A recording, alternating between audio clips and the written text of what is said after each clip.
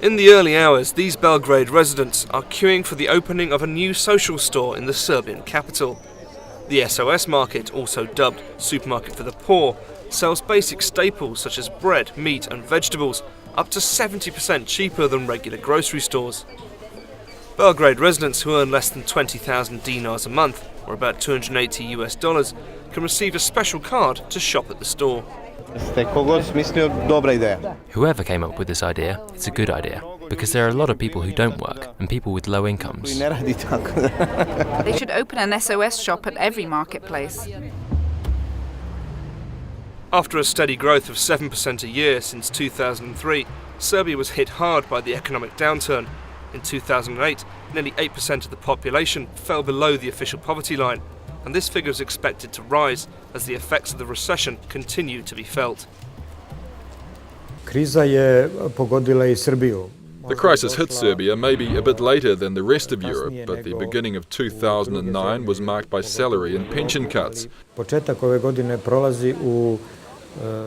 Since then, the number of people living below the poverty line has risen by another 60,000.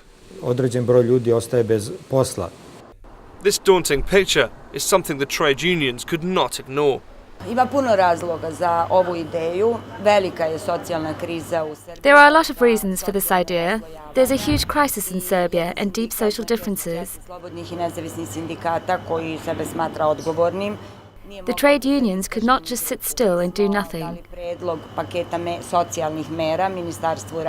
We proposed a social measures program to the Ministry of Labour, within which we devised the opening of SOS shops.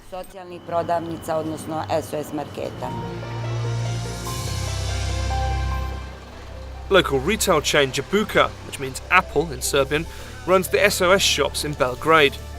There are hardly any well-known brands available, and instead the stores feature local products or goods processed in Serbia. Besides giving a boost to local produce, it also implies increased competition. These shops are needed because the competition in Serbian retail is weak, products are expensive, and there's a monopoly. Jabuka's SOS model is different from Serbia's standard way of doing business, as it makes drastic price cuts by lowering profit margins. While the concept is socially motivated, Jabuka aims for a profit margin of around 5%, compared to the Serbian average of approximately 30%.